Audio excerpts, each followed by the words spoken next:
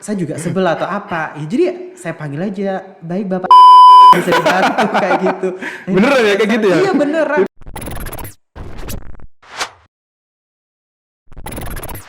Assalamualaikum warahmatullahi wabarakatuh. Hai, selamat datang di Radikit Podcast, inspiring people around the world, hosted by me, Muhammad Firdaus Imaduddin. Ya, kali ini kita kedatangan tamu yang sangat spesial, bahkan sangat alay ya guys. Beliau sekarang aktif sebagai customer service di Mitsubishi dan beliau juga punya riwayat sebagai customer service juga di Telkom Indonesia, kemudian di Bank BCA, Bank Mega, dan bank-bank yang lain ya. Samping itu, beliau juga sebagai orang yang kompeten di bidang MC atau entertainment. Dia bernama lengkap Dairi Argaleta. Biasa kita panggil Mas Arga. Selamat datang Mas Arga. Oke. Gimana kabarnya? Alhamdulillah baik. Alhamdulillah. Oke. Obrolan kali ini adalah tentang passion nih Mas Arga. Apa sih passion menurut Mas Arga itu? Sebenarnya passion itu luas banget ya, karena passion itu saling berhubungan dengan sana sini. Tapi kali ini saya bahas masalah passion itu selalu berhubungan dengan love and passion gitu. Karena passion sendiri itu sebenarnya dua komposisi yang saling berkesinambungan yang memang harus didasarkan dari rasa cinta atau love gitu. Kalau dari passion sendiri itu dia terdiri dari dua komponen. Yang pertama adalah hal yang kita bisa, kemudian yang kedua adalah hal yang kita suka. Jadi apa yang kita bisa, apa yang kita suka itu kalau combine jadi satu itu namanya jadi passion. Tapi perlu diketahui bahwasanya kita melakukan sesuatu hal yang kita sukai atau yang kita bisa harus berdasarkan dari cinta, dari love sendiri. Kita suka atau enggaknya. Bahkan ketika kita punya bakat ini, itu dan sebagainya. Tapi kalau misalkan kita nggak dasarnya nggak love, kita nggak suka, nggak cinta, makanya itu jatuhnya nggak ikhlas gitu loh. Jadi ada pamrihnya atau apa. Iya. Tapi yang namanya passion itu memang dia harus didasarkan dari dua komponen tadi. Apa yang kita suka dan apa yang kita bisa lakukan. Oke. Berkaitan dengan dunia kerja nih Mas Arga. Apa penting nggak sih passion itu di dunia kerja? Penting banget yang namanya passion itu dalam dunia kerja. Karena kalau kita nggak bekerja dari hati, kita nggak bekerja dari berdasarkan cinta, jatuhnya kayak tadi sih nggak ikhlas kayak gitu. Kayak misal saya memang dari dulu di dunia public speaking ya memang passionnya, sehingga saya memilih posisi kerja selalu melayani orang, berbicara di depan orang kayak gitu. Saya juga pernah jadi salah satu call center online. Basicnya gini, kalau seorang customer service itu orang datang itu pasti dengan masalah, dengan problem yang memang butuh bantuan kita gitu kan. Jadi orang datang dengan masalah, kadang ada yang sabar, kadang ada yang enggak gitu kan. Jadi kalau misalkan orang datang dengan masalah nggak kita layani dengan cinta, kalau kita nggak ikhlas, mukanya itu nggak enak, pasti dia juga bakalan tetap marah gitu. Bukan hanya customer service, pramugari itu kalau misalkan melayani orang itu pasti bahasanya itu bahasa cinta. Entah dari body language-nya, dia itu pasti melayani dengan setulus hati kayak gitu. Kayak semboyan perusahaan ya jadinya. Jadi pada intinya gitu sih, yang namanya cinta ataupun love sama passion dalam dunia kerja itu sangat berkesinambungan. Misalnya gini, kalau misalkan orang itu datang dengan masalah pasti gebrak meja. Aku pernah loh digebrak meja. Kemudian dikata-katain yang aneh-aneh atau apa. Tapi kalau orang itu nggak punya passion, orang itu nggak punya love yang ada dalam dirinya, nggak cinta sama kerjaannya, nggak main hati sama kerjaannya, dia itu bakalan aras-arasan. Kalau orang bahasa Jawanya aras-arasan ya, males, kemudian pengen cepet resign atau apa. Tapi kalau misalkan orang itu dengan passion dia bekerja, dengan hati dia bekerja, diomelin orang, ditimpa beban sana sini, itu pastinya jatuhnya akan lebih ikhlas. Karena apa? Saya suka melakukannya kayak gitu. Ini berkaitan dengan dunia kerja Mas Arga sekarang ini kan menjadi customer service di Mitsubishi ya. Iya benar. Mungkin bisa diceritakan gimana sih pengalaman Mas Arga menjadi customer service di Mitsubishi? Kalau di customer service Mitsubishi itu lebih ke satisfaction ya, lebih dari kepuasan. Jadi ada beberapa yang memang datang dengan masalah atau lain sebagainya. Tapi kalau misalkan di tempat kerja saya yang sekarang itu memang gejolaknya sih nggak terlalu. Jadi lebih karena mungkin pelayanan dari kantor saya sendiri juga udah bagus. Ya bukan berarti di kantor yang sebelumnya nggak bagus sih, cuman ada beberapa insiden yang nggak bisa saya lupa kayak gitu. Saya pernah jadi seorang call center yang memang shiftnya malam, tengah malam, digodain orang. Bahkan ketika ngangkat telepon, selamat malam dengan Argan, bisa dibantu kayak gitu. Ada kayak tiba-tiba orang itu bersuara kayak kuntilanak, orang itu tiba-tiba ngomong jorok atau apa, itu hal yang biasa. Pernah aku tuh kayak diajak kencan mau dibayar berapa kayak gitu, pernah loh.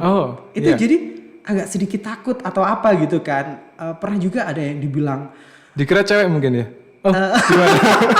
Gak tahu, pokoknya gak tahu yang namanya orang iseng malam-malam, kita kan gak tahu kan. Cuman pernah mau diajak kencan di daerah sini gini-gini. Cuma yang namanya kita punya SOP pelayanan sendiri ya. Jadi kalau meskipun orang itu ngomong di luar dari kontennya, kita harus tetap melayani sepenuh hati. Pernah ada kejadian kayak gini mas.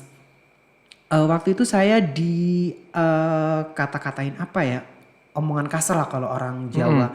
Omongan kasar kayak gitu. Misalkan malam ini selamat malam dengan Arga, dia bisa dibantu kayak gitu kan.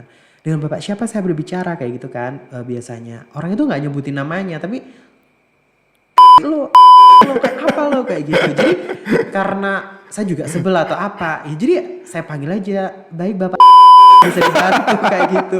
Beneran ya kayak gitu ya? Iya beneran kayak gitu. Iya karena ya apa ya, ya salahnya sendiri. Ditanyain nama baik-baik juga nggak dijawab kan. Jadi ya dia ngomong apa, ngomong binatang atau apa, ya udah dengan bapak itu kita sebutin kayak gitu. Karena dulu senior waktu ngajarin kalau nanti kamu shift malam di gini kan, ya jamnya gitu aja kan. Tapi orang yang iseng itu biasanya nggak bertahan lama kok, mungkin 1 menit 2 menit langsung dimatiin kayak gitu. Berarti memang harus ada rasa kesabaran gitu ya menghadapi klien ya. Sabar. Jadi yang namanya melayani seluruh saya itu tuh sabar, ikhlas kayak gitu. Itu yang ada dalam kandungan love sama passion itu, ada sabarnya, ada ikhlasnya. Karena apa? Kalau misalkan hanya minat, itu dia hanya mungkin ketertarikan melakukan sesuatu. Tapi kalau misalkan yang namanya passion itu ada komitmen dia. Karena ada love, ada apapun akan dilakukan untuk passion. Karena ya yang namanya cocok itu pasti sepenuh hati gitu. Oke. Berkaitan dengan public speaking ya Mas Aga, karena tadi kan udah diceritakan ya pentingnya public speaking di dunia kerja atau pentingnya passion public speaking di dunia kerja. Dulu gimana sih Mas Arga ini memulai karirnya di bidang public speaking? Kalau saya sih memang dari SMA sih suka ngomong ya. Dari SMA saya itu sudah ikut lomba mendongeng, lomba pidato, puisi atau apa. Pokoknya yang berhubungan dengan ngomong di depan orang. Jadi dari situ saya dihargain, saya dikasih reward atau apa. Jadi kalau orang dikasih reward atas prestasi, jadi bahkan lebih semangat gitu. Oke. Jadi dari situ saya sudah punya modal dengan dengan pengalaman, dengan bakat yang sudah Allah kasih sama saya kayak gitu. Jadi kedepannya gampang. Kalau misalkan saya ngelamar kerjaan sana sini, percaya diri itu lebih ke memang dunia public speaking di call center ataupun melayani. Berkaitan dengan percaya diri Mas Arga, gimana sih kiat Mas Arga atau usaha Mas Arga dalam membangun percaya diri ini? Kalau saya membangun percaya diri, saya punya satu sahabat yang selama ini tetap menemani saya, namanya Kaca, sahabat Kaca ya. Jadi namanya Kaca itu? Iya memang kaca, bentuknya kaca. Oh kaca. Ya memang kaca, jadi kan practice make perfect gitu kan. Jadi saya selalu berlatih di depan kaca, apa yang kurang dari diri saya, apa yang kurang dari apa yang saya katakan itu karena kadang kita ngomong di depan teman kita, kadang kita nggak percaya diri, takut salah atau apa. Jadi ngomong aja di depan kaca, kita bisa menilai apa yang kurang, apa yang perlu ditambah sebelum ngomong di depan orang kayak gitu. Pernah nggak marah sama kaca gitu? Marah sampai menghancurkan kaca gitu? Karena nggak pernah lah, ngapain orang kaca, nggak pernah menyakiti. Ya, oke. Kayak gitu sih. Baik, tadi kan udah cerita mengenai mengenai jadi customer service ya kan. Mas Arga juga sekarang juga menjadi MC nih. Iya, benar. Terus apa ada beda nggak sih antara menjadi customer service dengan menjadi MC itu? Ya pastinya beda ya, kita ngomong di depan orang atau kita ngomong pada saat event pasti juga beda. Tapi pada intinya bekalnya gitu kita sama. Jadi kita punya pengalaman atau skill, kemudian percaya diri juga ada di situ. Jadi sebenarnya sama-sama sih kita percaya diri ngomong di depan orang kayak gitu sih. Oke. Terkait dengan biasanya penyakit atau hambatan yang sering dialami orang ketika naik panggung ya, itu ada demam panggung nih Mas Arga. Terus dari demam panggung itu kita blank gitu, ngeblank gitu. Nah, kalau menghadapi seperti itu gimana sih cara Mas Arga biar masih kelihatan profesional gitu? Kalau saya sih sejauh ini alhamdulillah nggak pernah yang ngeblank gitu, nggak sih, karena saya punya kaca tadi yang memang temen saya praktis setiap hari kita namanya bener-bener prepare itu sih. Jadi sebenarnya MC itu fleksibel juga sih, sejauh ini saya nggak terlalu yang formal-formal banget.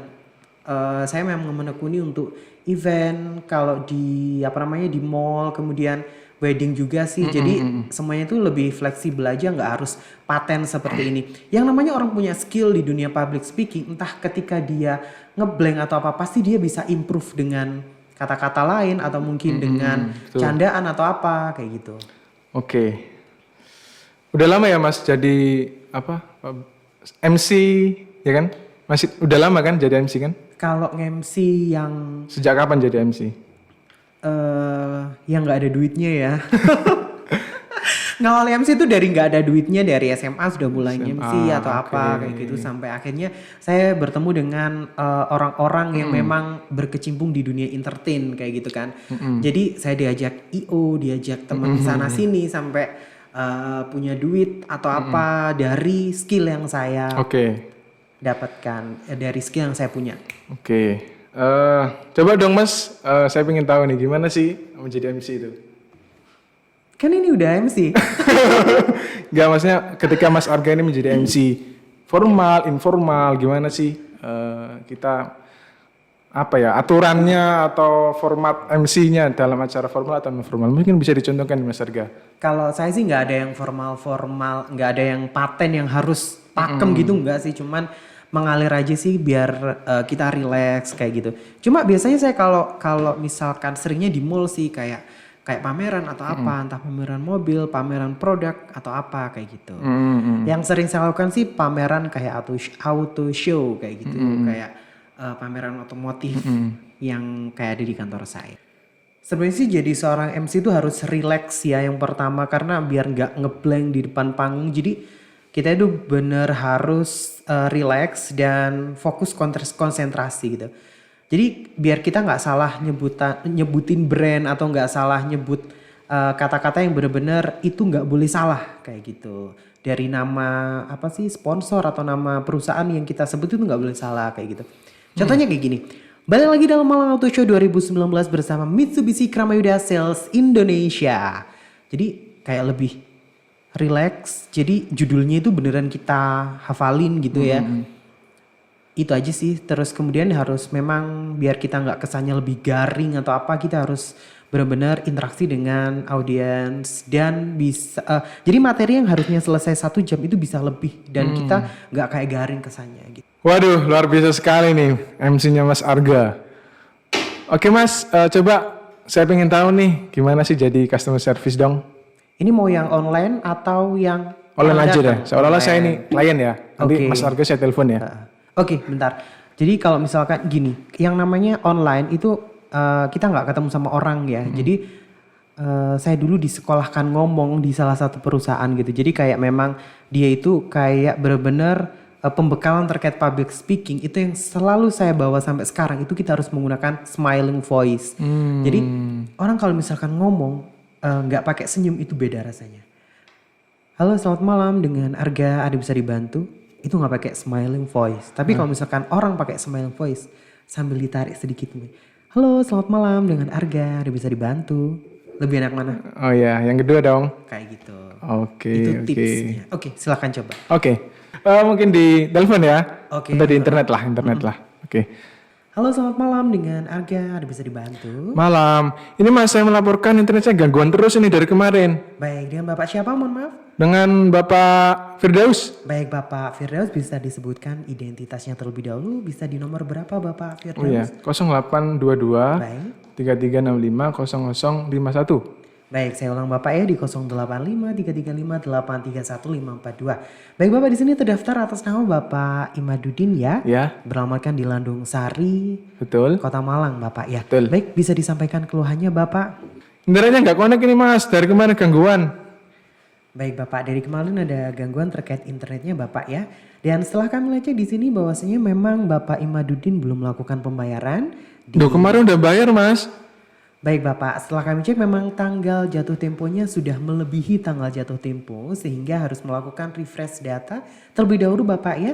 Jadi mohon ditunggu, akan saya bantu refresh data yang nantinya Bapak harus bisa meneruskan dengan restart. Dan apabila masih ada kendala, Bapak bisa menghubungi kami kembali Bapak ya. Oke, luar biasa Mas. Mantul. Jadi kayak gitu. Jadi memang ya harus pakai love, pakai passion sih kalau ngomong, karena nggak semua orang itu bisa ngomong dan tahan ngomong berapa jam itu. 8 sampai 9 jam loh. Ngomong terus dia karena pelayanannya seluruh Indonesia. Betul, betul, Kayak betul, gitu. betul.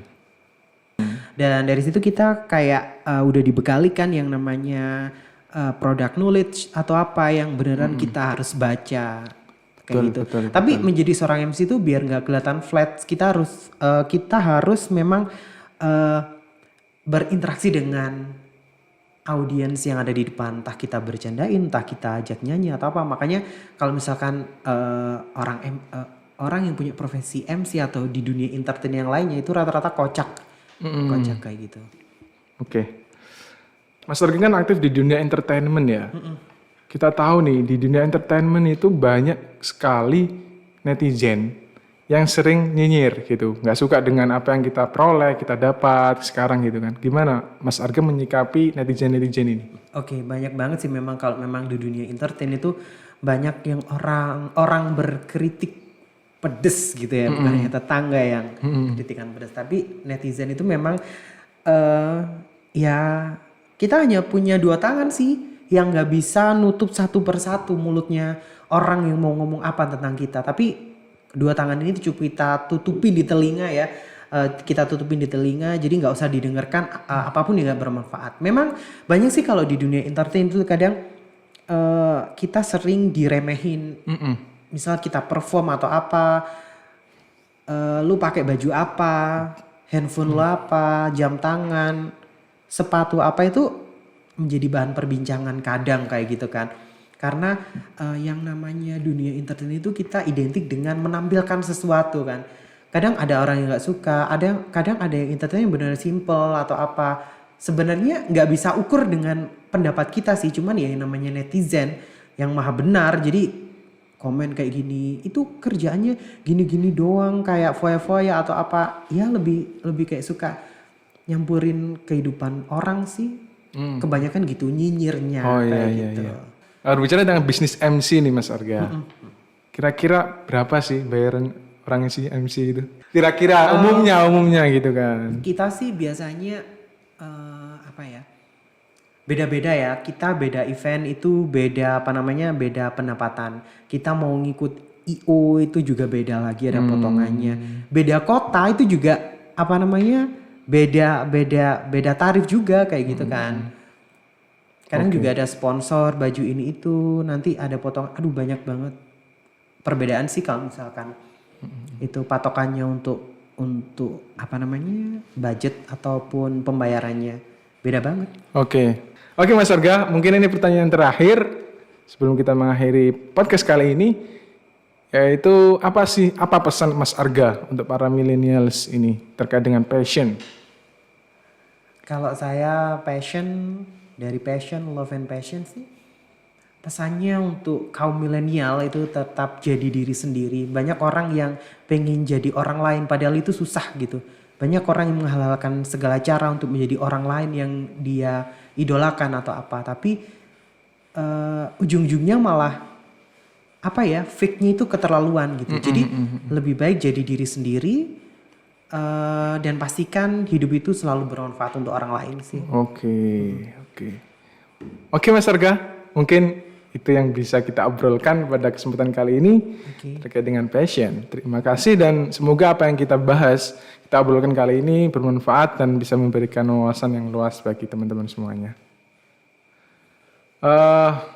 Mungkin itu saja yang bisa kita obrolkan pada kesempatan kali ini di program Roy Educate Podcast, Inspiring People Around the World. Kurang lebihnya mohon maaf, sampai jumpa di episode selanjutnya. Assalamualaikum warahmatullahi wabarakatuh.